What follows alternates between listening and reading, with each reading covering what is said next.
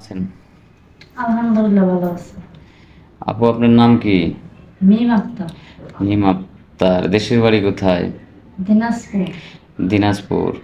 আপনার পরিবারে কে কে আছে আর আমাদের ক্যামেরার সামনে কেন আসছেন? একটু দর্শক বিন্দুদের কাছে আপনার জীবনের গল্পটা তুলে ধরেন। আমার বাবা কুলির কাজ করে, আমার আম্মু অসুস্থ, আমরা 3 বোন 1 ভাই। আমার ভাইটা অনেক ছোট, আমরা 3 বোনের তা আমি সবার বড়, আর 2টা বোন আছে, ওরা মনে করেন মাদ্রাসা পড়ে। মানে আমার বোনটা এতিমখানাত পড়ে, মানে আমাদের অর্থ নেই তো, তার কারণে মনে করেন পড়ালেখার অতটা সুযোগ পাইতেছে না। আর আমাকে মনে করেন বিয়ে দিবে আমার বাবা, যৌতুকের জন্য বিয়ে করতেছে না, বুঝছেন? তার কারণে এখানে আসছি, ভাইয়াদের মাধ্যমে যদি আমার একটা বিয়ে হয়। আহ, মানে আপনার বাবা কুলির কাজ করে, মা হুম। অসুস্থ আছে। আরো দুইজন বোন আছে, মানে আপনারা 3 বোন। হ্যাঁ। আর ভাই, একটা ভাই আছে। হ্যাঁ, আমার ভাইটা তো বাড়িটা ছোট, ও হ্যাঁ লেখাপড়া করে না, 6 বছর। কথাবার্তা আর কি বলতে পারে আর কি। আর বন্ধুরই এতিমখানায় পড়াশোনা করে। এখন আপনার যৌতুকের জন্য বিয়ে বিয়ে হচ্ছে না। হচ্ছে না। তো যার কারণে হয়তো আমাদের এখানে আসছেন। আচ্ছা, আপনার যে আসছেন, অনেকের মনে প্রশ্ন থাকতে পারে, আপনি কিভাবে আমাদের এখানে আসলেন? আমি আসছি এখানে, ভাইয়ারা আরো মেয়েদেরকে বিবাহ দিছে, তার জন্য আপনাদের আসছি এখানে। গ্রামে হ্যাঁ, গ্রামে ওদের মাধ্যমে এখানে আসছেন? হ্যাঁ, ওদের মাধ্যমে আমি এখানে আসছি, যেন ভাইয়াদের মাধ্যমে যদি আমাকে যৌতুক ছাড়া কোনো ছেলে যদি বিবাহ করে, সেই আশা নিয়ে এখানে আসছি। আচ্ছা, ঠিক আছে। তো আপনার কোনো পার্সোনাল ফোন নাম্বার আছে?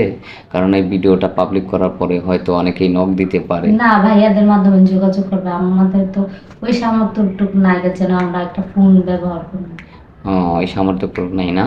না, আচ্ছা, কেমন ছেলে চাচ্ছেন হচ্ছে আপনার বিয়ের জন্য, মানে আপনার লাইফ? যেমন হোক তাতে আমার কোনো সমস্যা হবে না, মানে মনটা ভালো হওয়া দরকার, মানে যে যদি আমাকে নিয়ে সংসার করে খাবে এরকম একটা লোক হতে হবে। যদি তার বয়স মনে করেন 45 বছর হয়, আমার তাতে কোনো সমস্যা নেই। যদি তার বাচ্চা কাচ্চা থাকে, তা তো আমি তার পরিবারকে নিজের পরিবার হিসেবে মনে করে তার সাথে সংসার করব। তার সাথে সংসার করবেন। যদি সে প্রবাসে থাকে, তা তো আমার কোনো সমস্যা নেই। থাকতে পারবেন তো তার অপেক্ষায়, তার অবশ্যই। বাড়িতে তার সন্তান, তার বাবা মাকে দেখাশোনা করে, তার অবশ্যই। অপেক্ষায় সারা জীবন তার সে সাথে। যদি চায় তাহলে আমি যেভাবে ইচ্ছে সেভাবে থাকবো। শুধু 3 বেলা হ্যাঁ, 3 মুঠো 3 বেলা খাবার মানে দিলে হয়, মাথার ছায়া হিসেবে থাকলেই হ্যাঁ, হবে, এই তো? ছায়া হিসেবে থাকতে চাই। তাহলে আপনার বয়সের কোনো ডিমান্ড নেই যে হয়তো ছেলে স্মার্ট হবে, সুন্দর হবে। আপনার বয়স কত? আমার বয়স 23 বছর। 23 বছর। 23 বছর বয়স হয়েও আপনি বৃদ্ধ মানুষকে বিয়ে করবেন? মানে শুধুমাত্র যৌতুকের জন্য আপনি বিয়ে শাদী হয় না বিদায়, তাই তো? হ্যাঁ। আচ্ছা, আপনি পড়াশোনা করেছেন? হ্যাঁ, 8 পর্যন্ত পড়ালেখা করছি। 8 মানে পর্যন্ত বাবার পড়াশোনা করছেন? মানে অর্থ নাই তো, তাই মনে করেন পরীক্ষাটা দিতে পারি না, মানে পরীক্ষার ফিসটা দিতে পারে না তো, তাই পরীক্ষাটা দিতে পারি না।